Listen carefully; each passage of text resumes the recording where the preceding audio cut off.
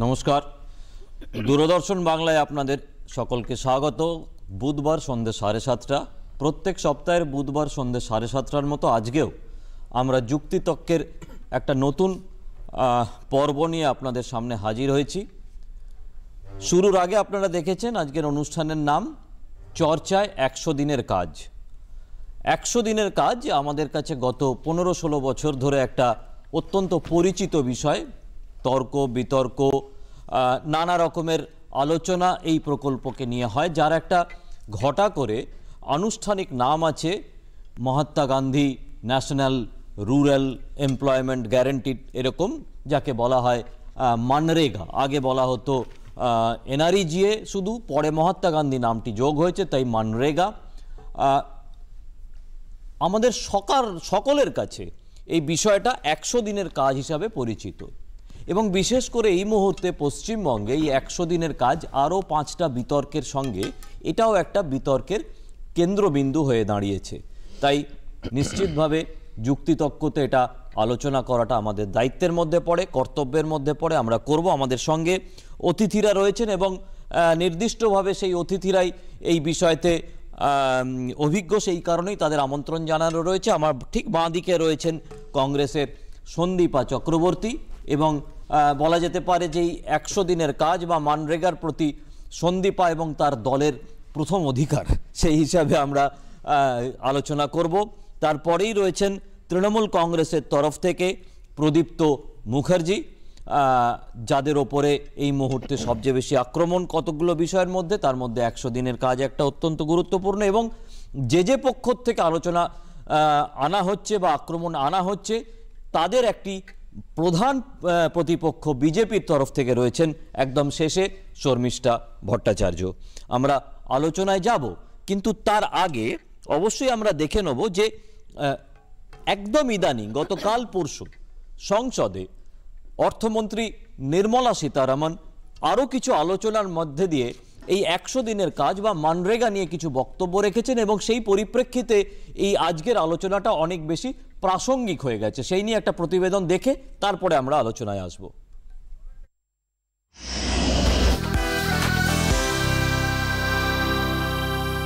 গত 14 ডিসেম্বর কেন্দ্রীয় অর্থমন্ত্রী নির্মলা সীতারামন বলেছিলেন, সামগ্রিকভাবে সাম্প্রতিককালে 100 দিনের কাজ প্রকল্পে কাজের চাহিদা কমে এসেছে। তিনি বলেন, এটি চাহিদা নির্ভর প্রকল্প, সেই চাহিদা কমার প্রবণতা দেখা যাচ্ছে। তা সত্ত্বেও চলতি অর্থবর্ষে গ্রামীণ কর্মসংস্থান নিশ্চয়তা প্রকল্পে বাড়তি 16,400 কোটি টাকা বরাদ্দ করেছে কেন্দ্রীয় সরকার।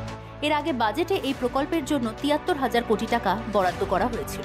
যদিও নভেম্বরে এই প্রকল্পে কাজের পরিমাণ অনেকটাই বেড়ে যায়, যা বছরে সবচেয়ে কমে পৌঁছে গিয়েছিল অক্টোবরে।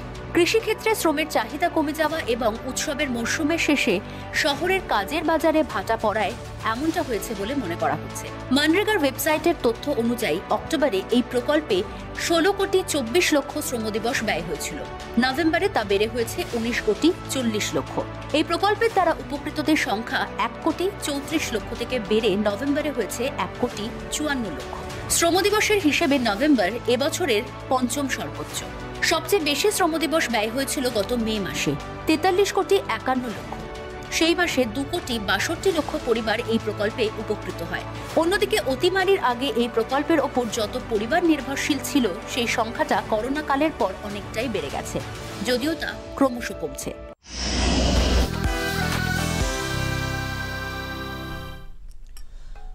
একটা প্রকল্প যখন তৈরি করা হয়, 2006 সালে যখন এই প্রকল্পটা চালু করা হয়, তখন বলা হয়েছিল যে শুধু ভারতবর্ষ নয়, সারা বিশ্বের সামনে একটা ঐতিহাসিক প্রকল্প, বিশেষ করে গ্রাম্য ক্ষেত্রে মানুষের ক্রয় ক্ষমতা বাড়ানোর জন্যে, গ্রাম্য ক্ষেত্রে অর্থনীতিকে একটা নতুন ধারাতে বয়ে নিয়ে যাওয়ার জন্য এই প্রকল্প অত্যন্ত ঐতিহাসিক প্রকল্প। যদিও এই প্রকল্পের মূল ধারাটা তৈরি করেছিলেন কংগ্রেসেরই প্রধানমন্ত্রী, কিন্তু তিনি এখনকার কংগ্রেসের যে অংশ, সেই অংশের একটু বাইরে নরসিমহা রাওয়ের সময় 1991 সালে এই প্রকল্পটার প্রথম একটা ধারণা করা হয় বা একটা স্বপ্ন দেখা হয়।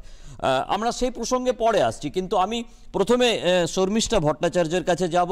বিজেপির তরফ থেকে আমাদের মধ্যে রয়েছেন যে এই মুহূর্তে পশ্চিমবঙ্গে দাঁড়িয়ে অর্থমন্ত্রী যেটা সংসদে বলেছেন, আপনাদের অভিযোগের জায়গাটা কি ঠিক অর্থমন্ত্রী যেটা বলেছেন সেটার সঙ্গে খাপ খাওয়ানো, না পশ্চিমবঙ্গের নিরিখে অন্য কোনো রকমভাবে ভাবনা আছে যে কিভাবে মানরেগাটা সফল বা ব্যর্থ বা ইত্যাদি ইত্যাদি?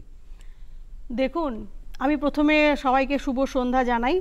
দেখুন, 100 দিনের কাজ হচ্ছে প্রান্তিক মানুষ, গ্রামের প্রান্তিক মানুষের একটা নির্ভরযোগ্য একটা জীবিকা আমরা বলতে পারি। আজকের দিনে আপডেট হচ্ছে, আজকের দিনে দাঁড়িয়ে অভিষেক বন্দ্যোপাধ্যায়, তাকে যখন জিজ্ঞাসা করা হয়েছিল, তিনি কিন্তু পরিষ্কার বলেছে রাজ্যের বকেয়া কত 100 দিনের কাজে, তিনি কিন্তু পরিষ্কার বলেছেন 5,500 কোটি টাকা। তখন তাকে বলা হয়েছিল যে কেন এই বকেয়াটা এত, যেটা হচ্ছে সর্বোচ্চ ভারতবর্ষ অন্য রাজ্যগুলো থেকে সর্বোচ্চ এই বকেয়াটা, একটা লজ্জার ব্যাপার। তাকে বলা হয়েছিল এই বকেয়াটা কেন, তিনি কিন্তু তার কোনো সদুত্তর দিতে কিন্তু পারেননি, হয়তো কোনো ন্যায়সঙ্গত কারণে উনি দেননি। এবার দেখুন, আমাদের সভাপতি রাজ্যের যিনি রয়েছেন সুকান্ত মজুমদার মহাশয় বা বিরোধী দলের নেতা, তারাও কিন্তু দেখা করেছেন, অমিত শাহ বা কেন্দ্রীয় মন্ত্রীর সঙ্গে তারা দেখা করেছেন। বকেয়া যে বরাদ্দ, কারণ পঞ্চায়েত নির্বাচন আসছে, তাদের এই টাকাগুলো কিভাবে পশ্চিম বাংলায় আনা যায়, দেওয়া যায় 100 দিনের কাজে।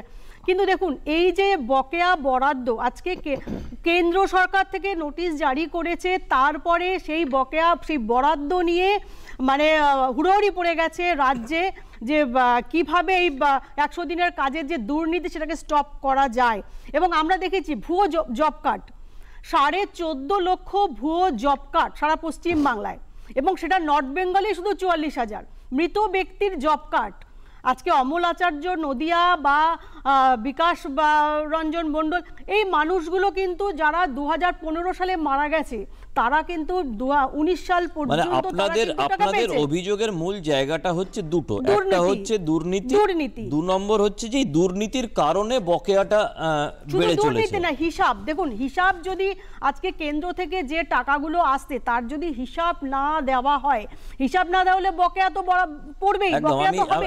আমি প্রদীপ্তর কাছে আসবো। এই বিষয়ে অনেকগুলো প্রকল্পেতেই অভিযোগ আসছে বারবার যে আপনারা প্রধানমন্ত্রী আবাস যোজনায় এই 100 দিনের কাজের ক্ষেত্রে এটা অত্যন্ত স্বাভাবিক যে কোনো প্রকল্প যদি তার পরের টাকাটা, বকেয়া টাকাটা পেতে হয়, তাহলে তার আগের যে টাকা তার হিসেবটা দিতে হয়। এটা একটা স্বাভাবিক নিয়ম, সংসার চালাতে গেলেও এটা নিয়ম, এবং অন্যান্য যে কোনো ক্ষেত্রে এটা নিয়ম। তো এই অভিযোগটার কি বলবো, সাফাই দেওয়ার জন্য আপনাদের কাছে কি যুক্তি? দেখুন, সাফাইয়ের অভিযোগের সাফাই তো বিজেপি নিজে দিয়ে দিল, কিভাবে দিল সেটা একটু পরে বলছি। কিন্তু আপনাদের এই শোতেই আমি কিছুদিন আগে, অন্তত 3 সপ্তাহ আগে যখন এসেছিলাম, আমার যতদূর মনে পড়ছে, আমি একটা নির্দিষ্ট অর্ডার, গভর্নমেন্ট অর্ডার দেখিয়েছিলাম, এবং গভর্নমেন্ট অর্ডারটা এখনও আমার কাছে আছে, প্রয়োজনে দেখাতে পারি, যে গভর্নমেন্ট অফ ইন্ডিয়ার নির্দিষ্ট যেখান থেকে ফান্ড রিলিজ হয় মিনিস্ট্রি থেকে, সেই ফান্ড রিলিজ করার মিনিস্ট্রি পরিষ্কার একটা 7 নম্বর পয়েন্টে লিখে দিয়েছিল যে ইউটিলাইজেশন সার্টিফিকেট টাকা রিলিজ যে ইয়ারে হচ্ছে তার 1 বছর ফাইন্যান্সিয়াল ইয়ার শেষ হলে পরের বছরের মধ্যে ইউটিলাইজেশন সার্টিফিকেট দিতে হয়। তার মানে যদি আমরা 20-21-এর টাকাটা ছাড়ি, তাহলে 20-21টা শেষ হচ্ছে কত সালে? 21-এর মার্চে। তাহলে 22-এর মার্চের মধ্যে সেই ইউটিলাইজেশনটা দিতে হবে। ঠিক এইভাবেই 22-23-এর যে টাকাটা ছাড়া হচ্ছে তার ইউটিলাইজেশনটা হবে 24-এর মার্চে। এইভাবে ব্যাপারটা হয়। ফলে এরা এখানে যেটা বলছে যে ইউটিলাইজেশন সার্টিফিকেট দেওয়া হয়নি, বা অভিষেক ব্যানার্জি কেন বলতে পারলেন না, কি উত্তর ছিল না তার কাছে, ঠিক উল্টোভাবে যদি দেখা যায় যে আমাদের দেশে তো আরটিআইটা ভালো অবস্থায় রয়েছে, এবং রাজ্যের প্রসঙ্গে যদি কোনো আরটিআই হয় তাহলে সেটা তো নিশ্চয়ই কেউ দেবে। আমি শর্মিষ্ঠাদিকে বলছি, শর্মিষ্ঠাদি আপনি একটা আরটিআই করে দিন, যে আরটিআইটা আপনি এভাবে প্রশ্ন করতে পারেন জনগণের জন্য। আপনারা তো জনগণ কেন্দ্রিক রাজনীতি করেন বলেন, যদিও জনগণের থেকে শত দূর থাকেন এবং ফাঁকা চেয়ারে ভাষণ দেন, সেই জায়গায় দাঁড়িয়ে থেকে আপনি আরটিআই করুন যে কত টাকা বাকি ছিল এবং কেন এই টাকাটা বাকি, কেন বাকি, এইটার উপর গুরুত্ব দিন। তো আপনারা দেখুন তো কেন বাকি। মুশকিল যেটা হচ্ছে যে একটা ফেক প্রোপাগান্ডা এদের মধ্যে রয়েছে, এবং আমি জাস্ট শেষ করে নিই। দেখুন, ফেক প্রোপাগান্ডাটা হচ্ছে যে মানুষকে একটা মিথ্যা চলছাতুরির প্রশ্ন এদের কাছে ছুড়ে দেওয়া, এবং তাহলে কেন এই নভেম্বর মাসের শেষে বা ডিসেম্বর মাসের শুরুতে টাকা ছাড়লো বলুন তো? কম্পোনেন্ট দুটো, একটা ওয়েজ কম্পোনেন্ট, একটা হচ্ছে মেটেরিয়াল কম্পোনেন্ট। এই মেটেরিয়াল কম্পোনেন্টে নভেম্বর মাসে ডিসেম্বর মাসের শুরুতে টাকা ছাড়ার ঘোষণা করলো, টাকা এখনো ছাড়েনি, ঘোষণা করলো, তাহলে কেন ছাড়লো? মুশকিল হচ্ছে পার্লামেন্টে একটা আনস্টার্ট কোশ্চেন হয়েছে 20 তারিখে, তার আমি ওটার প্রসঙ্গে আসবো, আমাকে একটুখানি আমার ব্যালেন্সটাকে মেনটেন করে নি, তারপরে আসছি। আমাদের মধ্যে শুরুর সময়তে একজন অতিথি ছিলেন না, তিনি পৌঁছে গেছেন এবং আপনাদের অত্যন্ত পরিচিত মুখ, সিপিআইএম এর তরফ থেকে ইন্দ্রজিৎ ঘোষ, তাকে আমাদের এই অনুষ্ঠানে অনেক স্বাগত। ইন্দ্রজিৎ, জানা তো আছে আমরা 100 দিনের কাজ নিয়ে কথাবার্তা বলছি। প্রাথমিকভাবে বিজেপি এবং তৃণমূল কংগ্রেসের পক্ষ থেকে তাদের প্রতিক্রিয়া নিয়েছি। গরিব মানুষের জন্য এই প্রকল্প, প্রান্তিক মানুষদের জন্য এই প্রকল্প, এবং যে সময়তে এই প্রকল্পটা আনা হয়েছিল তখন কেন্দ্রীয় সরকারে আপনারা অংশীদার ছিলেন। আজকে আপনাদেরও পশ্চিমবঙ্গে দাঁড়িয়ে এটা একটা অভিযোগ, বা অন্যান্য রাজ্যের ক্ষেত্রেও আপনাদের একটা অভিযোগ যে এই প্রকল্পটি ঠিক জায়গায় ঠিকভাবে কাজ করছে না। আপনাদের মানে যদি একটু ইংরেজি শব্দ ব্যবহার করি, আপনাদের আপত্তিটি কি কনসেপচুয়ালাইজেশনের জায়গাতে, না আপনাদের আপত্তি ওই যেটা বিজেপির পক্ষ থেকে দুর্নীতির প্রসঙ্গ আসছে বা ইউটিলাইজেশন সার্টিফিকেট, এইটা? প্রথম কথা বলি যে মাননীয় সাংসদ বিকাশ রঞ্জন ভট্টাচার্য পশ্চিমবঙ্গে থেকে তিনি একটি প্রশ্ন করেছিলেন যে সংসদের মধ্যে যে কোন কোন রাজ্যে 100 দিনের প্রকল্পে কত টাকা ফান্ড বাকি আছে। সেখানে পশ্চিমবঙ্গের প্রচুর টাকা ফান্ড বাকি আছে দেখানো হয়েছে, এবং সেখানে এটা হচ্ছে যে ইউটিলাইজেশন সার্টিফিকেট দেয়া হয়নি এই কথা কেন্দ্রীয় সরকার বলেছে। এটা হচ্ছে আমাদের মানে স্টেটমেন্ট, কেন্দ্রীয় সরকার এবং স্টেট গভর্নমেন্ট। তো আমাদের স্পষ্ট প্রকল্প যে দেখুন 100 দিনের প্রকল্পে পশ্চিমবঙ্গের ব্যাপক, আমরা তো নিচের দিকে কাজ করে যেটা পাচ্ছি যে তৃণমূলের পঞ্চায়েত প্রধানরা, তাদের বাড়িতে বাড়িতে জব কার্ড আছে, এবং জব কার্ডের এতে এককালীন কারুর কাছে টাকা ঢুকছে। পশ্চিমবঙ্গ জুড়ে 100 দিনের প্রকল্প, যে কারণে এইটা হচ্ছে 100 দিনের প্রকল্পটা আনা হয়েছিল, সেটা হচ্ছে রাইট টু ওয়ার্ক, এই কনসেপ্ট। এবং সারা ভারতবর্ষে প্রথম UPA 1-এর সময় কংগ্রেসের সরকার, বামপন্থীরা প্রথমবার কেন্দ্রীয় সরকারের বাইরে থেকে সমর্থন করছিল, সেখানে এটা হয়েছে। এবং এই ঘটনায় আমাদের দাবি ছিল যে 100 দিনের কাজটা হচ্ছে 200 দিন করতে হবে, কিন্তু কেন্দ্রীয় সরকার 100 দিনের টাকা কমাচ্ছে। যেমন সার্বিকভাবে যদি দেখেন যে 100 দিনের প্রকল্পের টাকা কেন্দ্রীয় সরকার কমাচ্ছে, এবং তার পাশাপাশি যে বিভিন্ন জায়গায় কারণ অকারণ দিয়ে হচ্ছে টাকা আটকে রাখা হচ্ছে, এটা যেমন সত্যি, সেরকমও আমাদের রাজ্যে ব্যাপক পরিমাণে 100 দিনের কাজের দুর্নীতির অভিযোগ আছে। জব কার্ড থেকে নেওয়া থেকে শুরু করে কাজ হয়নি এরকম কাজের রিপোর্ট করা, এই জিনিসগুলো ব্যাপকভাবে আছে। আমাদের একদম স্পষ্ট কথা, যে কথাটা বলে শেষ করব, যে গরিব মানুষের কাজের অধিকার আছে, তাদেরকে কাজ দিতে হবে। এবং আমাদের রাজ্যে এই 100 দিনের কাজে গোলমাল আছে বলেই ভারতবর্ষের মধ্যে পরিযায়ী শ্রমিকদের লিস্টের তালিকায় অন্যতম হচ্ছে পশ্চিমবঙ্গ। গ্রামের গরিব মানুষরা কিন্তু চলে যাচ্ছে, সেটা লকডাউনের সময় খুব ভালোভাবে দেখেছে। গ্রামে কাজ নেই, কৃষিকার্য নেই, এবং গ্রামে ছোট শিল্প সেগুলো ধ্বংস হচ্ছে। ফলে 100 দিনের কাজটাও না থাকার কারণে আমাদের গ্রামীণ অর্থনীতিতে মারাত্মক ক্ষতি হচ্ছে। আপনাদের কয়েকটা জিনিস জেনে রাখা দরকার। আমি একদম এই পর্যায়ের শেষে কংগ্রেসের প্রতিনিধির কাছে আসব। একটা জিনিস হচ্ছে যে কতগুলো মৌলিক বিষয় আছে এই মানরেগা বা 100 দিনের কাজের ক্ষেত্রে, যেটা আপনারা জানেন যে 100 দিনের, বছরে 100 দিনের একটা কর্মদিবস একটা পরিবারের একজন মানুষের জন্য তৈরি করা। তার সঙ্গে আছে যে মহিলাদের মধ্যে গ্রামে তাদেরকে যাতে কাজের মধ্যে নিযুক্ত করে তাদের হাতে পয়সা পৌঁছে দেওয়া।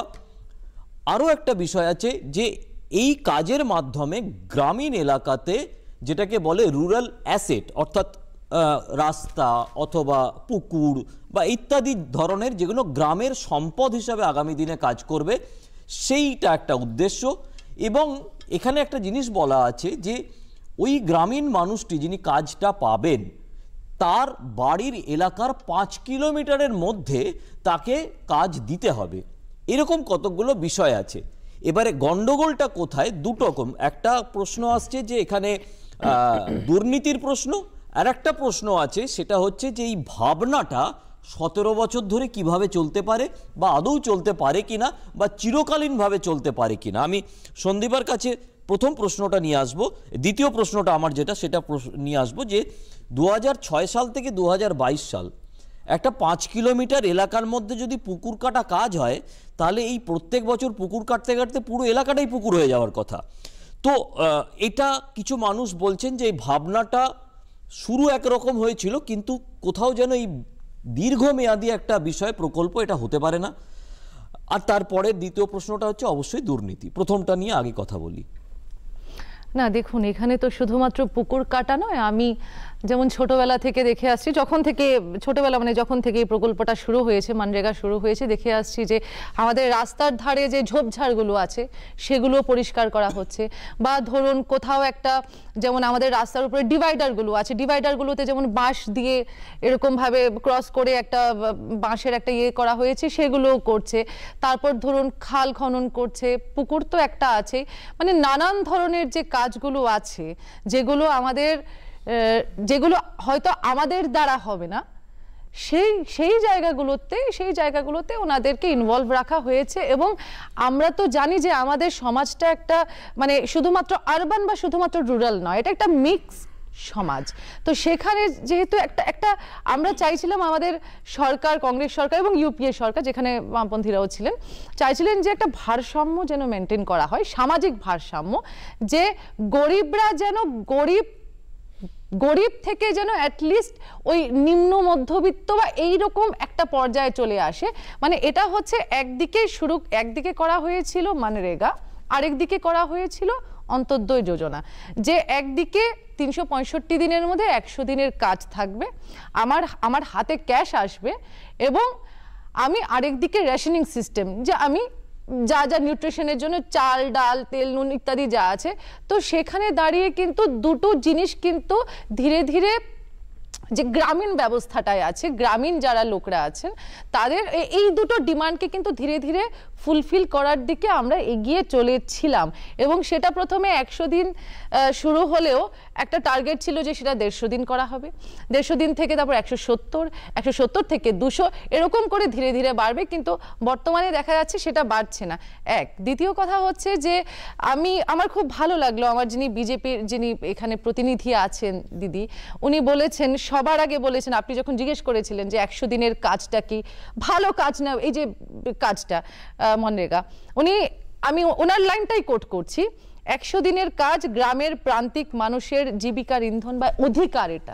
এটা কিন্তু কোনো রকম কোনো দয়া দাক্ষিণ্য নয়, এটা মানুষের, গ্রামের প্রান্তিক মানুষের অধিকার। এবং ধন্যবাদ জানাই দিদিকে, যে দিদি নরেন্দ্র মোদীর কথাটাকে অপোজ করেছেন। আপনারা যদি আমাকে একটু অনুমতি দেন, আমি তাহলে জিনিসটা শোনাতে পারি।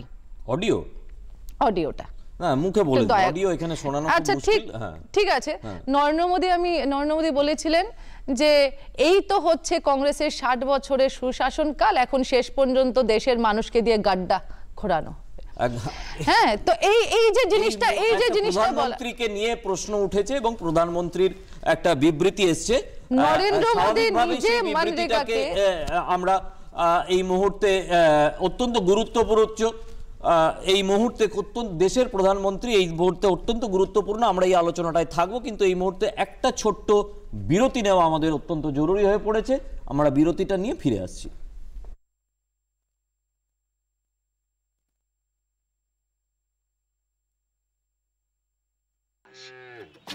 ঘাস ছাড়া আর কি বা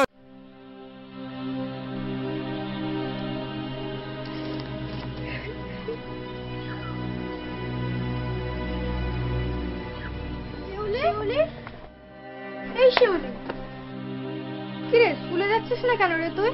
বদ দিদিমণি পাঠালেন আমাদের তোর খোঁজ নিতে। আমার বাবা মা আমাকে জোর করে বিয়ে দিয়ে দিচ্ছে রে,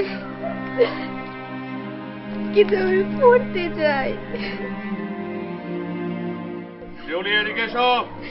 আসছি বাবা।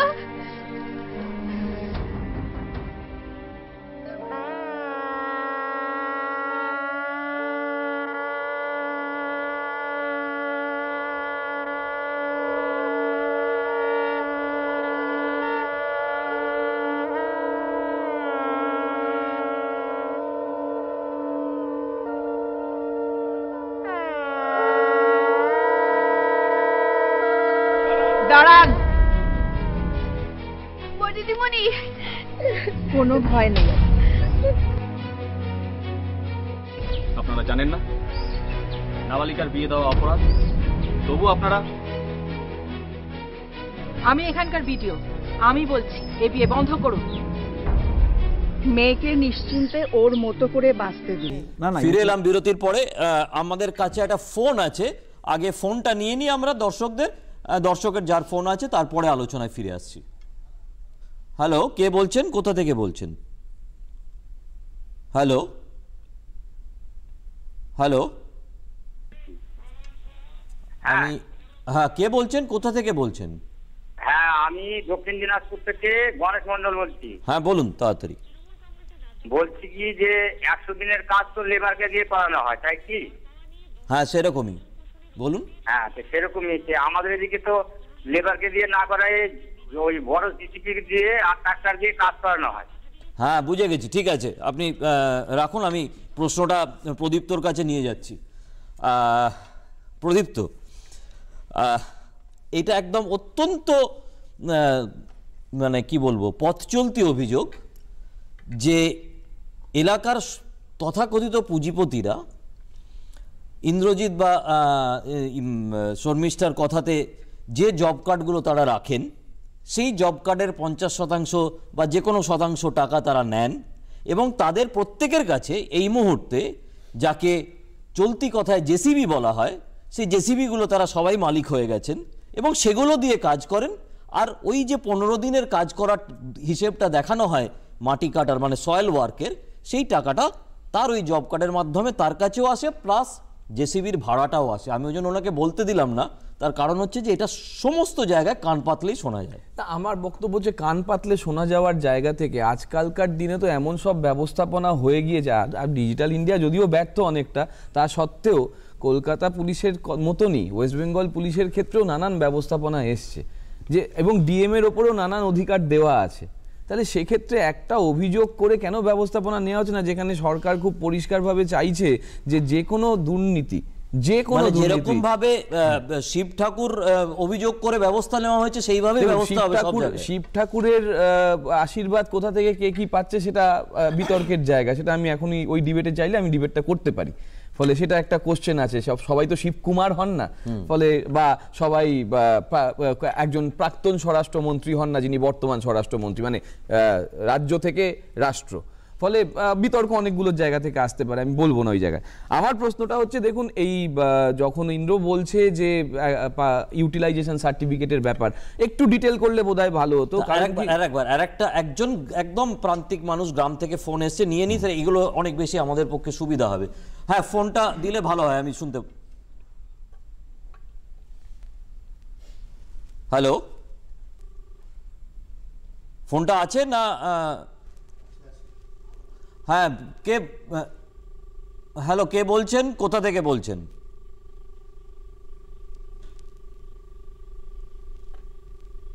শোনা যাচ্ছে কি? হ্যাঁ, কেটে গেছে। হ্যাঁ প্রদীপ্ত। না, আমি যেটা বলছিলাম যে দেখুন এই ইন্দ্রজিৎ যেটা বললেন সেটা হচ্ছে যে বিকাশ রঞ্জন ভট্টাচার্য যে কোশ্চেনটা করেছেন সেখানে উত্তর দেওয়া হয়েছে, ইউটিলাইজেশন সার্টিফিকেট দেওয়া হয়নি। আমি আবারও বললাম যে 8 নম্বর পয়েন্টে যেটা আমি আপনাকে দেখিয়েছিলাম যে কেন্দ্রীয় মন্ত্রক থেকে, পঞ্চায়েত মন্ত্রক থেকে যখন আমাদের এখানে অ্যালোকেশন করা হচ্ছে, ফান্ড অ্যালোকেশন, সেখানে পরিষ্কার লিখে দেওয়া হচ্ছে যে ইউটিলাইজেশন সার্টিফিকেট ফাইন্যান্সিয়াল ইয়ার শেষ হওয়ার 1 বছরের মধ্যে দিতে হবে, 1 বছর পরের মধ্যে দিতে হবে, তাহলে একটা সময়সীমা আছে। তাহলে আমার কাছে খুব রেলিভেন্ট জায়গা হতো যে আমি যেটা বলছি সেটার একটা যদি ডকুমেন্ট আমার কাছে থাকতো। আমি রাজ্যসভার যে, মানে বিকাশবাবু তো রাজ্যসভার লোক, তো রাজ্যসভার যে কোশ্চেন অ্যান্সার সেশনগুলো এই আপনাদের কথার মধ্যে খুঁজে দেখলাম, আমি আপাতত 3 মাসের মধ্যে এরকম কোনো কিছু পেলাম না, কিন্তু একটা জিনিস পেলাম, সেটা হচ্ছে 20 তারিখের একটা কোশ্চেন অ্যান্সার সেশন, যেখানে আনস্টার্ড একটা কোশ্চেন ছিল, কোশ্চেন নাম্বার 2192, 2192 একটা ছিল। সেইখানে দেখা যাচ্ছে যে অভিষেক ব্যানার্জি, তৃণমূল কংগ্রেসের সাংসদ অভিষেক ব্যানার্জি একটা প্রশ্ন করছেন এবং সেই প্রশ্নে লিখছেন যে স্টেট ওয়াইজ যে ফান্ড ইয়েটা, সেই ফান্ডটা কোথায় কিরকম আটকে রয়েছে, লায়াবিলিটিটা কোথায়, মানে কতটা দেয়া বাকি আছে। দেখুন অদ্ভুতভাবে দেখা যাচ্ছে, যেটা শর্মিষ্ঠাদি বললেন, আমি শর্মিষ্ঠাদির সঙ্গে এই জায়গায় একটা সহমত, যে সব থেকে বেশি বাকি পশ্চিমবঙ্গেরই রয়েছে। যদি ভাবেন মোট 5054 কোটি টাকা বাকি রয়েছে মেটেরিয়াল কম্পোনেন্টে, অল স্টেট মেটেরিয়াল কম্পোনেন্টে 5054 কোটি টাকা বাকি রয়েছে। তার মধ্যে পশ্চিমবঙ্গ রাজ্যের বাকি হচ্ছে 2021-22-এ 2221 কোটি টাকা এবং 2022-23-এ 464 কোটি টাকা। মাথায় রাখতে হবে 21-22 বা 22-23 কোনোটারই ইউটিলাইজেশনের সময় এখনো আসেনি, এটা কিন্তু মাথায় রাখতে হবে। তাহলে আমার পরের যে প্রশ্নটা, ওয়েজ কম্পোনেন্টে দেখা যাচ্ছে 21-22-এ 1916 কোটি টাকা বাকি রয়েছে এবং 22-23-এ বাকি রয়েছে 832 আমি কোটি টাকা। আপনার উপকারের জন্য আমি আরেকটা ফোন নিয়ে নিই। আমাদের দর্শক রয়েছেন, কে রয়েছেন, কোথা থেকে রয়েছেন? হ্যালো, মালদা থেকে আসি আমি। হ্যাঁ বলুন, কি নাম আপনার? আমার নাম স্বপ্না। হ্যাঁ বলুন। আমি বলছি যে আমাদের এখানে গরিব মানুষ কয়েকটা ওই 6 মাস পুকুর কেটে 6 মাসের টাকা পাই, তো ওটা কি করবো এখন? একদম পরিষ্কার পুলিশে যাবেন বা ডিএম অফিসে যাবেন, নির্দিষ্ট অভিযোগ করুন, দায়িত্ব নিয়ে বলছি সেই অভিযোগের সমাধান হবে। এই টিভিতে যখন আপনার বলার সাহস আছে এবং আপনি নিজের নাম করে বলছেন, তাহলে আমি আশা করব সেই সৎ সাহসটা আপনি পুলিশের ক্ষেত্রেও দেখাবেন। কারণ এক্ষেত্রে যখন টিভিতে বলছেন ফলে পুরো পশ্চিমবঙ্গ শুনছে, কিন্তু আপনি পুলিশে গেলে শুধু মালদাই হয়তো শুনবে। কিন্তু ডিএম অফিসে যান এবং প্রয়োজনে যে যে জায়গাগুলো আছে সেখানে আপনি অভিযোগ করুন। এই অভিযোগগুলো কিন্তু যথেষ্ট গুরুত্ব সহকারে একদম তৃণমূল কংগ্রেসের মুখপাত্র হিসাবে প্রদীপ্ত দায়িত্বের সঙ্গে আপনাদের সকলকে এই অনুরোধ জানাচ্ছে যে যেমন আপনারা এই মুহূর্তে আজকে অনুষ্ঠান দেখতে গিয়ে এখানে ফোন করছেন, আপনাদের অভিযোগের কথা, ব্যথার কথা জানাচ্ছেন, তেমনি সেইটাই স্থানীয় পুলিশের কাছে গিয়ে জানান। নিশ্চিতভাবে পদক্ষেপ করা হবে, অথবা বিডিও বা এসডিওর কাছে গিয়ে জানান। অবশ্যই বিডিও বিশেষ করে তাদের অবশ্যই পদক্ষেপ নেওয়া হবে। আমাকে একটি বিরতি নিতে হবে, বিরতির পরে ফিরে আসছি বাকিদের সঙ্গে আলোচনা নিয়ে। ও আচ্ছা,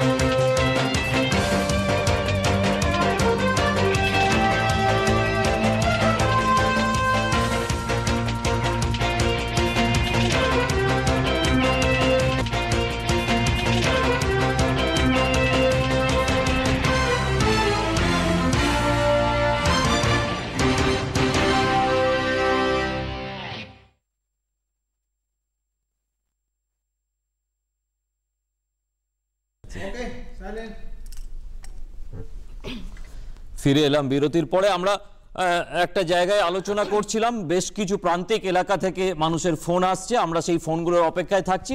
আমরা আরো একটা প্রতিবেদন ছোট করে দেখে নিই, তারপরে আলোচনাটাকে এগিয়ে নিয়ে যাব।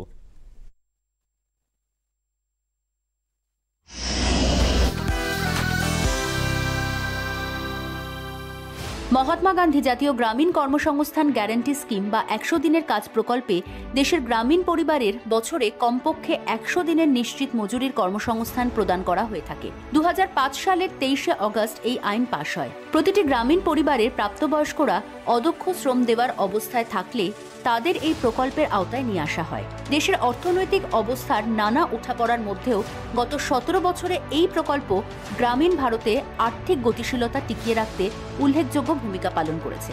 বর্তমানে দেশের 673টি জেলায় এই প্রকল্প চালু আছে। পরিসংখ্যান অনুযায়ী প্রতি বছর সব মিলিয়ে দেশের প্রায় 5 কোটি পরিবারকে কাজ দেওয়া হচ্ছে, যা মোট গ্রামীণ পরিবারের 29%।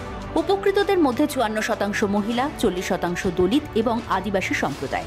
উপকৃতদের 90% হয় অস্থায়ী মজুর বা ক্ষুদ্র ও প্রান্তিক কৃষক। জিডিপির কম বেশি 0.3% এই প্রকল্পের জন্য ব্যয় করা হয়। সুফল পান 25 কোটি মানুষ। এই প্রকল্প গ্রামীণ মজুরি অনেকখানি বাড়িয়ে দিয়েছে, যা গ্রামীণ বাজার বাড়ানোর সহায়ক হয়েছে। চলতি অর্থবর্ষে এই প্রকল্পে বরাদ্দ করা হয়েছে 73,000 কোটি টাকা। কৃষিকাজ না থাকা বা শিল্পে মন্দার সময় এই প্রকল্প বহু মানুষের রুটিরুজির ব্যবস্থা করলেও একে ঘিরে বিতর্কও আছে। 2019-20 আর্থিক বর্ষে 578 লক্ষ জন কাজ চেয়েছিল, কিন্তু কাজ পায় 512 লক্ষ জন। আবার 100 দিনের কাজ বলা হলেও আজ পর্যন্ত কখনো বছরে ব্যক্তিপিছু 100টি শ্রম দিবস সৃষ্টি করা যায়নি। 2017 থেকে 2020 সময় পর্বে গড় করে দেখা যাচ্ছে 1 নম্বর স্থানে থাকা পশ্চিমবঙ্গেও বছরে গড় শ্রম দিবসের সংখ্যা 62 দিন। আরেকটি সমস্যা হলো বিভিন্ন রাজ্যে অদক্ষ শ্রমিকদের জন্য যে ন্যূনতম মজুরি নির্ধারিত, মনরেগা প্রকল্পের মজুরি তার থেকে কম। হিসেব অনুযায়ী গড়পড়তা হিসেবে যারা কাজ চাইছে তাদের 100 দিনের কাজ নিশ্চিত করতে হলে এক বছরের সরকারের খরচ হবে 1,05,242 কোটি টাকা, জিডিপির 0.42%। যদি 200 দিনের কাজের ব্যবস্থা করতে হয় তবে সরকারের খরচ 2,10,483 কোটি টাকা, জিডিপির 1% কম। আর যদি সরকার নির্ধারিত ন্যূনতম মজুরি দিতে হয় তবে 200 দিনের কাজের জন্য খরচ হবে 3,13,741 কোটি টাকা, জিডিপির 1.4%। এই প্রকল্প গরিব মানুষকে যে স্বস্তিটুকু গত 1.5 দশকে দিতে পেরেছে তা মাথায় রেখে একে শহরেও চালু করার কথা বলছেন বহু অর্থনৈতিক বিশেষজ্ঞ। ফিরে এলাম বিরতির পরে। আপনারা প্রতিবেদন দেখলেন। আমি ইন্দ্রজিতের কাছে যাব। আচ্ছা, ফোন আছে একটা দর্শকের, আমরা ফোনটা নিয়ে নিই, তারপর আমরা আসছি। হ্যালো, বলুন। আমি পূর্ব মেদিনীপুরের কন্টাই সাব ডিভিশন থেকে শান্তনু দাস বলছি। হ্যাঁ, বলুন। হ্যাঁ, আমার কোশ্চেন হচ্ছে আপনার কাছে, আপনি হচ্ছে প্রসেনজিৎ বাবুর সাথে কথা বলছি। এমডি এনআরজি এর ওয়েবসাইটটা কি আছে, প্রথম প্রশ্ন। এবং দ্বিতীয় প্রশ্ন, বিডিও অফিস বা এসডিও অফিস বা ডিএম অফিস বা স্টেট লেভেলে নোডাল অফিসার কে আছে আমি জানবো কি করে? ওয়েবসাইটে কোথায় কোন ক্লিক করলে আমি বাড়িতে বসে জানতে পারবো নোডাল অফিসার?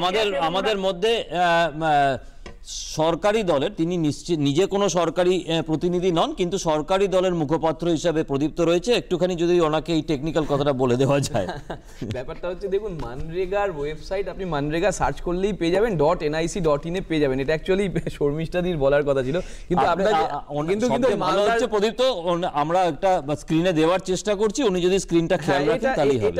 আর এই ওয়েবসাইটে অ্যাভেলেবল, মানে আপনি অনলাইনে যা সার্চ করে যে প্রশ্নটা করলেন সেটাই অনলাইনে সার্চ করুন, আপনি অ্যানসারটা পেয়ে যাবেন। আর এখানে ওই এই টিভিতে প্রশ্ন না করে ওই বিডিও বা এসডিও অফিসে গিয়ে নোডাল অফিসার ফোন করলেই পেয়ে যাবেন। এইটুকুই আমাদের বলার ছিল। আমার শুধু একটা এডিশন ছোট করে আছে, আমাকে ওই যে মালদার প্রশ্নটার কনটেক্সটে বলি।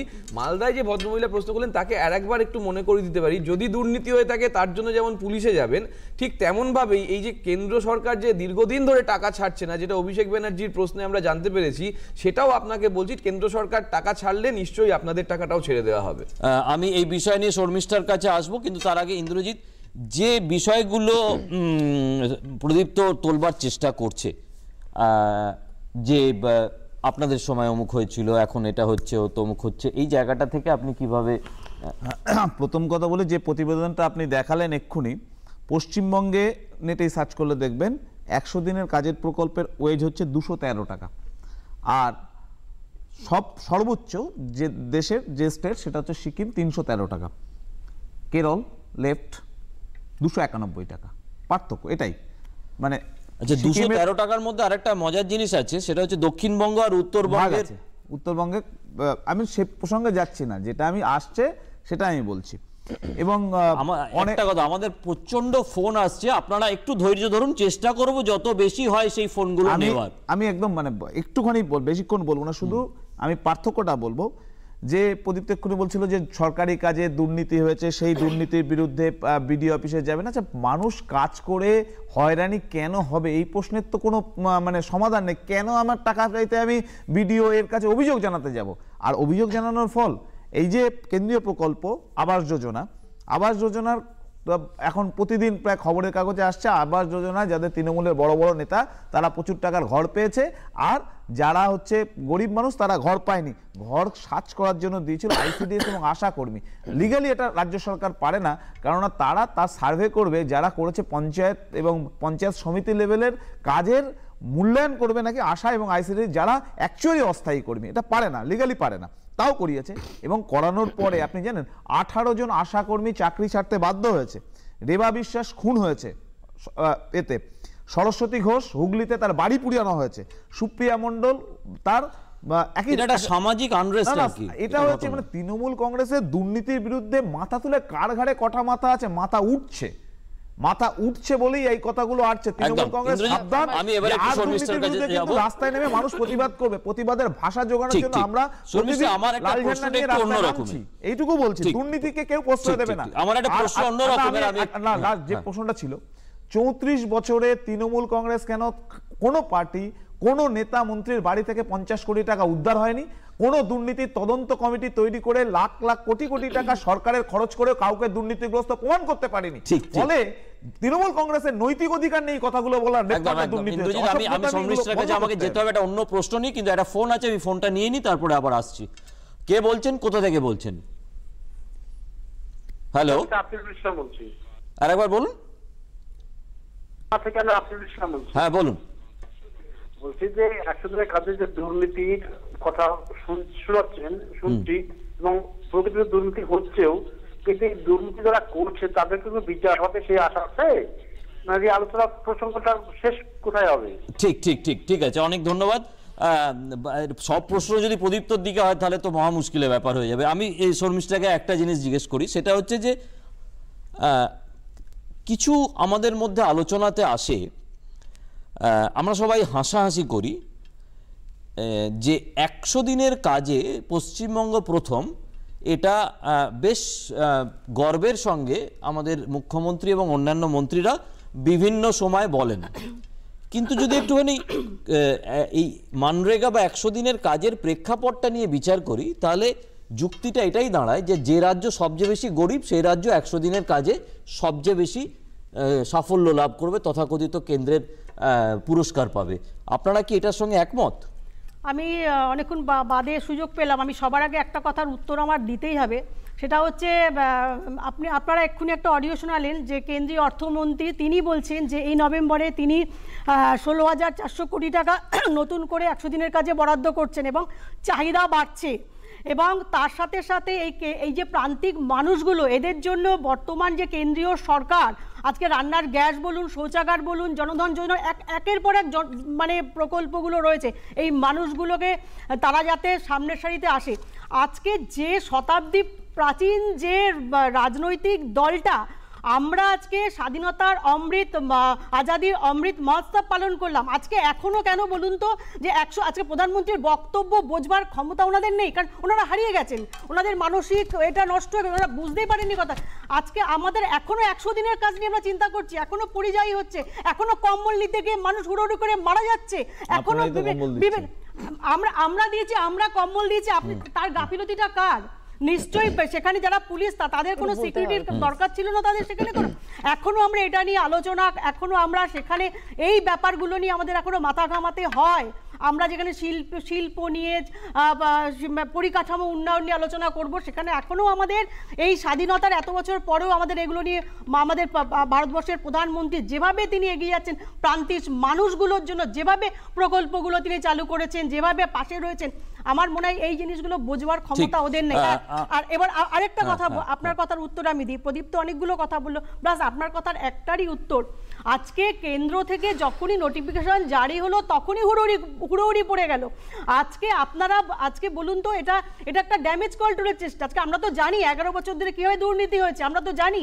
আজকে স্ক্রিপ্টেড, প্রদীপ্ত দাস স্ক্রিপ্টেড একটা কথা বলেন, কেন্দ্রীয় সরকার, আপনাদের নেতা মন্ত্রীরা, প্রধান মুখ্যমন্ত্রী থেকে শুরু করে অভিষেক বন্দ্যোপাধ্যায় যেখানে যাচ্ছেন জনরোষের মুখে পড়ছেন। কারুর বাড়ি নেই, কারুর জল নেই, কারুর এই নেই সেই নেই, তারা জনরোষের মুখে পড়ছে, বলছেন কেন্দ্র টাকা দেয়। তাহলে আবার একজন দর্শক আমাদের কাছে অত্যন্ত গুরুত্বপূর্ণ। আমরা আর একজন দর্শক কেউ ফোন করেছেন, আমরা তার ফোনটা নিয়ে নিই। হ্যালো, কে বলছেন, কোথা থেকে বলছেন? হ্যালো, আমি পূর্ব বর্ধমান গলসি 1 থেকে বলছি। হ্যাঁ বল, কি নাম?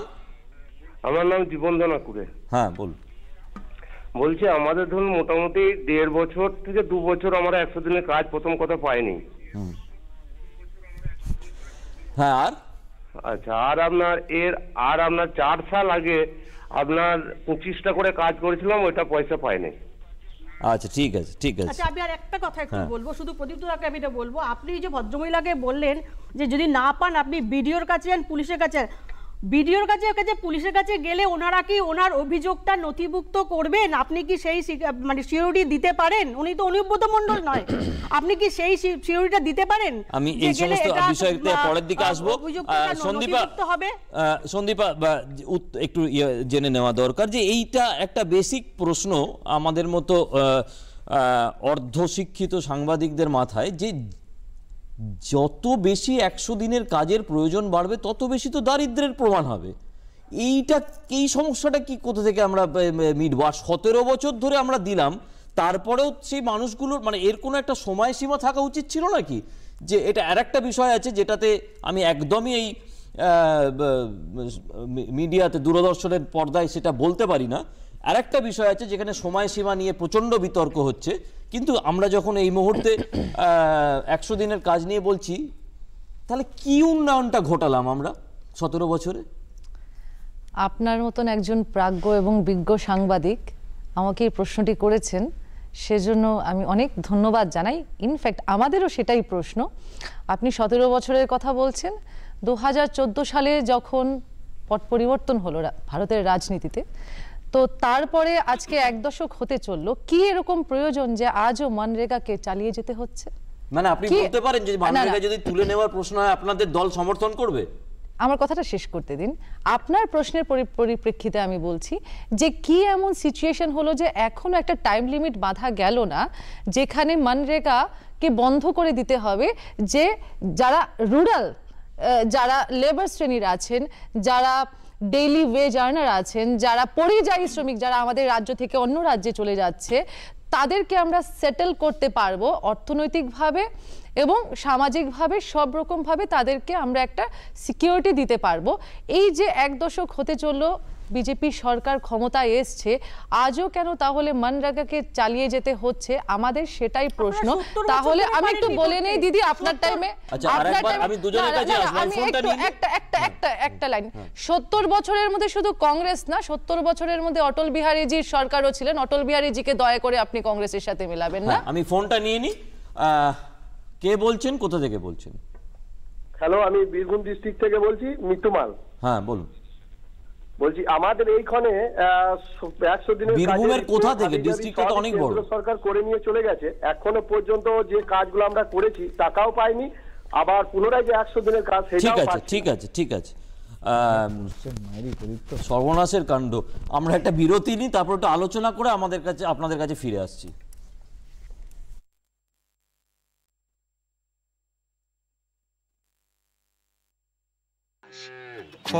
ঘাস ছাড়া আর কি বা আছে খাবার? আমুল পশু আহার, এতে গরু শুধু বাইরে থেকে নয়,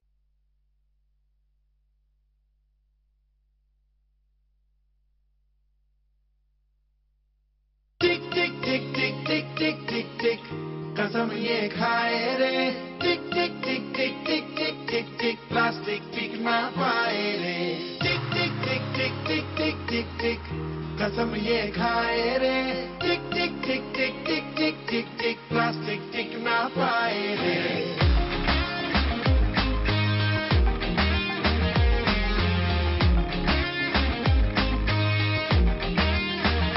अगर सुन लो जो संभले ना हम तो করে না আমি জানি না, কিন্তু আমাদের আর একটা ছোট প্রতিবেদন আছে, সেটা দেখে নি, তারপর দেখা যাচ্ছে কি আলোচনা করা যায়।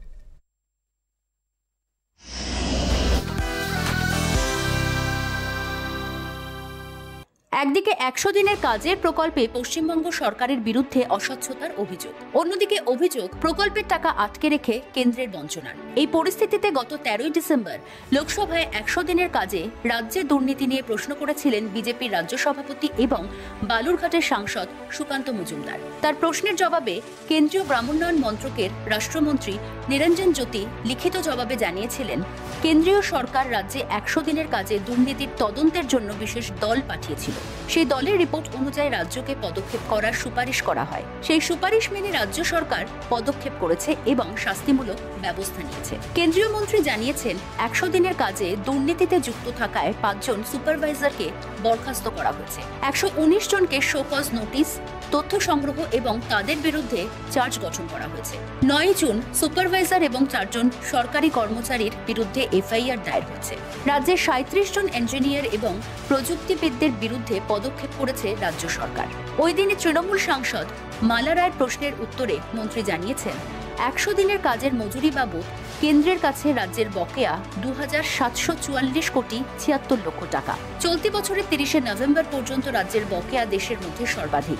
এছাড়াও কেন্দ্র লিখিতভাবে জানিয়েছে যে 100 দিনের কাজ প্রকল্পে নতুন যন্ত্রপাতি কেনার জন্য শ্রমিকদের যে কেন্দ্রীয় সাহায্য করার কথা জানানো হয়েছিল, সেই খাতে কেন্দ্রের কাছে পশ্চিমবঙ্গের পাওনা 457 কোটি টাকা। উল্লেখ্য, 100 দিনের কাজের মজুরি বাবদ প্রাপ্য টাকা মেটানোর জন্য প্রধানমন্ত্রী নরেন্দ্র মোদীকে চিঠিও লিখেছেন রাজ্যের মুখ্যমন্ত্রী মমতা বন্দ্যোপাধ্যায়। সেই বকেয়া অর্থ কিছুদিনের মধ্যেই চলে আসবে বলে মনে করছে রাজনৈতিক মহলের একাংশ। ফিরে এলাম বিরতির পরে, আমরা শেষ পর্যায়ে আছি। আমাদের সন্দীপা জব কার্ড সংক্রান্ত বিষয়তে তার কোনো বক্তব্য রয়েছে, সেটা আগে আমরা শুনে নিই, তারপরে আবার আসছি। হ্যাঁ, দেখুন, যখন রাজ্যে 100 দিনের কাজ নিয়ে কথা চলছে, কিছুদিন আগে আমরা দেখলাম যে আমাদের সবার প্রিয় রাজ্যের মুখ্যমন্ত্রী উনার যে আদিবাসী প্রেম প্রত্যেকটা জায়গায় জায়গায় মুহূর্তে আমরা দেখতে পেলাম। সেই বর্তমান মুখ্যমন্ত্রী 2013 সালে ঝাড়গ্রামে গিয়ে বলেছিলেন যে 150 দিনের কাজ দেবে। আজকের পরিস্থিতি শুনুন, 2020-21 এই আর্থিক বছরের কথা বলছি। আদিবাসী পরিবার, যখন আমি আদিবাসী নিয়ে কথা বললাম, আমি আদিবাসী পরিবারের এই 100 দিনের প্রকল্পে 10,77,000-এর কিছু বেশি পরিবারের জব কার্ড আছে, ঠিক আছে, এবং ছিল, এবং তাদের মধ্যে থেকে প্রায় 44% 100 দিনের প্রকল্পে একদিনও কাজ পায়নি। এবং যারা কাজ পেয়েছিলেন সেই আদিবাসী পরিবারগুলো গড়ে কাজ পেয়েছিলেন মাত্র 47 দিন। তাহলে এই যে তৃণমূল যখন এত বড়াই চড়াই করে 100 দিনের কাজের কথা বলছেন, আদিবাসী প্রেম, আমি উত্তর থেকে দক্ষিণ, মানে কাকদ্বীপ থেকে কোচবিহার, যেখানেই যান সেখানেই 100 দিনের প্রকল্পে কিভাবে দুর্নীতি হয়েছে এবং ডাহা মিথ্যে কথা বলা হয়েছে। এটা তো কংগ্রেসের কোনো তথ্য নয়, এটা সরকারের তথ্য, রাজ্য সরকারের তথ্য। এই তথ্যটাকে কিভাবে ডিনাই করতে পারবে তৃণমূল কংগ্রেসের সরকার? আমরা জিনিসটা এইভাবে সাজিয়ে নিই প্রিয় দর্শক, সেটা হচ্ছে যে পুরো আক্রমণটা প্রদীপ্তর ওপরে তৃণমূল কংগ্রেসের মুখপাত্র হিসাবে। তো আমরা প্রদীপ্তকে সবার শেষে সব কিছু প্রশ্নের উত্তর দেওয়ার একটা সুযোগ দেব। তার আগে ইন্দ্রজিৎ আর মানে আমি একটা কথা বলি যে যখনই না অনেকগুলো মানুষকে নিয়ে কোনো কাজ হয়, তখনই একটা গেল রব ওঠে পশ্চিমবঙ্গে। প্রথমটা শুরু হয়েছিল ভোটার কার্ড নিয়ে। হ্যাঁ, গেল রব উঠেছিল বিভিন্ন রকমের ভুয়ো ভোটার, হ্যান ত্যান, তোমরা তখন সরকারে। তারপরে রেশন কার্ড নিয়ে তোমাদের সরকারের একটা অংশ, পরের সরকারের আর একটা অংশ। তারপরে এখানকার জব কার্ড নিয়ে ইত্যাদি, মানে এই সমস্ত বিষয়, এই প্রধানমন্ত্রী আবাস যোজনা, অনেক মানুষকে নিয়ে বিষয়গুলো যখন ঘটে, তখন কিছুতেই মনে হয় যেন সেই রাজীব গান্ধীর সময় যে 100 টাকা পাঠালে তার 10 টাকা না 5 টাকা কি, এটা সন্দীপার মনে থাকবে, সেটা এসে আসলে মানুষের কাছে পৌঁছে, বাকি টাকাটা পৌঁছয় না। না, আপনি এই যে কথাটা এলো না যে একটু আগে, যে আর কতদিন 100 দিনের কাজ চালাতে হবে। সারা ভারতবর্ষ জুড়ে ম্যানুফ্যাকচারিং ইন্ডাস্ট্রিতে ইনভেস্টমেন্টের পরিমাণ প্রতিদিন কমছে, ফলে মানুষের কাজ তো দিতে হবে। এবং আমাদের রাজ্যে 2009-10-এ যে পরিমাণ ইনভেস্ট এসেছিল, আজকে 2021-22 টাকার পরিমাণের তো রেশিওটা বুঝতেই পাচ্ছেন হয়েছে, তা সত্ত্বেও তার ইনভেস্টমেন্ট কমেছে। গত 11 বছরে পশ্চিমবঙ্গে ম্যানুফ্যাকচারিং ইন্ডাস্ট্রি, শিল্প তৈরির ইনভেস্টমেন্ট নেই, ফলে মানুষের খুব খারাপ অবস্থা। মুখ্যমন্ত্রী অনেক কিছু উদ্বোধন করে, আজকেও পার্ক স্ট্রিটে ওই উৎসব উদ্বোধন করছেন। গত 10 বছরে কেউ একটাও রাষ্ট্রায়ত্ত সংস্থা কোনো জায়গায় কেউ খোলা দেখাতে পারেনি, বরঞ্চ তৃণমূলের ট্রেড ইউনিয়নের লবিবাজিতে, মাথা ভাঙাতে, মানে মাথা ফাটাফাটি করাতে এখান থেকে অনেক ইন্ডাস্ট্রি চলে গেছে। আমাদের রাজ্যে যে গ্রামে যাবেন টোটো চালক ভরে গেছে, বেআইনি টোটো, অটো, চারিদিক লোকের কাজ নেই, কি করে খাবে। তো সেই জায়গাটাই হচ্ছে আজকের কর্মসংস্থানের জায়গাটায় যাদের সরকারি চাকরি পাওয়ার কথা তারা রাস্তায় বসে আছে, সেখানে 50 কোটি টাকা দুর্নীতি করে বসে আছে। এই যে দুর্নীতি, রন্ধে রন্ধে দুর্নীতি আজকের প্রাতিষ্ঠানিক রূপ পেয়েছে, জব কার্ড থেকে পঞ্চায়েতের প্রধানদের বালি খাদান, কয়লা থেকে শুরু করে পঞ্চায়েত প্রধানদের 3তলা বাড়ি, ভাঙড়ের একটা পঞ্চায়েত প্রধান আমার বাড়িতে লাভ হাউস বানিয়েছে। এই তো গ্রামে গ্রামে গেলে মানে একদম তৃণমূলের নেতাদের বড় বড় বাড়ি, অট্টালিকা, জাহাজ বাড়ি দেখতে আগে আমরা সল্ট লেগে যেতাম, আর জাহাজ বাড়ি তো মেদিনীপুরের তৃণমূল নেতাদের আছে। সব জায়গায় এই মানে পুকুর চুরি হয়েছে প্র্যাকটিক্যালি, সেই কারণেই আজকে এই অবস্থা। এবং এই চুরির বিরুদ্ধে চুরি করে যাবে কোথায়? কাটমানির তো 75-25 হিসাব তো উপর পর্যন্ত আসে। সেই কারণেই আজকে এই অবস্থা। এবং ইন্ডাস্ট্রি না থাকার কারণে, সার্ভিস সেক্টর সেখানে হচ্ছে কাজ না থাকার কারণে পশ্চিমবঙ্গে 10 বছর 11 বছরে কোনো নতুন ইন্ডাস্ট্রি হয়নি, বরং সেখান থেকে চলে গেছে। সেই জায়গাগুলোকে তো মানে দরকার নেই, তোমার জন্য আমি সময় বরাদ্দ সেইটা হচ্ছে কিন্তু যন্ত্রণার জায়গা পশ্চিমবঙ্গে। আমরা এইটুকুই বলছি যে বন্ধ কলকারখানার জমিতে কলকারখানা করতে হবে, পশ্চিমবঙ্গে নতুন শিল্প আনতে হবে। দেখুন বুদ্ধ ভট্টাচার্য পশ্চিমবঙ্গের মুখ্যমন্ত্রী, একটার পর একটা ইন্ডাস্ট্রি আসছে, আর মমতা বন্দ্যোপাধ্যায় পশ্চিমবঙ্গের মুখ্যমন্ত্রী, একটার পর একটা ইন্ডাস্ট্রি চলে যাচ্ছে। এটাই হচ্ছে পার্থক্য। একদম। শর্মিষ্ঠা, আমি যে প্রশ্নটা, এটা আমার ব্যক্তিগত প্রশ্ন, এটা আমি বারবার সবাইকেই রাখি। চিরকাল আমরা যখন কোনো একটা তাত্ত্বিক বা বৌদ্ধিক আলোচনা করবার চেষ্টা করি, তখনই এই মানরেগার 100 দিনের কাজের প্রসঙ্গে আমরা এই আলোচনাটা করি যে এটার কি প্রয়োজন আছে 17 বছর ধরে, তাহলে এটার কি উপযোগিতা। এবং আমি জানি যে আপনার দলের মধ্যেও এই নিয়ে যথেষ্ট আলোচনা আছে যে এই আনএন্ডিং, যা অনেক কিছু বিষয় আছে যেগুলো আনএন্ডিং চলতে পারে না, চললে তার কোনো ইতিবাচক প্রভাব আছে কিনা সেটার একটা ইভ্যালুয়েশন দরকার হয়। তো আমি জানি না আপনার দলের যে খবর আমার কাছে আছে সেটা সঠিক কিনা বেঠিক, কিন্তু আপনাদের কি মনে হয় যে সত্যি এটা এরকম দীর্ঘমেয়াদী বা অনন্তকাল চলতে পারে না, তাহলে এটার যে বেসিক আইডিয়া সেটাই ভুল হয়ে যাবে? আমি একটু সংযোজন করে দিই, যেটা আমি প্রথমে বলেছিলাম। আমার দেশের প্রধানমন্ত্রী বিশ্বগুরু, যিনি নিজেকে ক্লেম করেন, তো উনি নিজেও বলেছিলেন এই মানরেগাটা নাকি একটা গাড্ডা খুঁড়বার একটা প্রকল্প। একদম। তো এটা কি প্রয়োজন, বিজেপির কাছে কি প্রয়োজনীয়তা? না দেখুন, আমি একটা কথা বলছি, আজকে আপনারা এটাকে যেভাবেই ব্যাখ্যা করুক না কেন, সন্দীপ্তাদি যে কথাটা বলছে কথাটা ভুল ব্যাখ্যা করছে।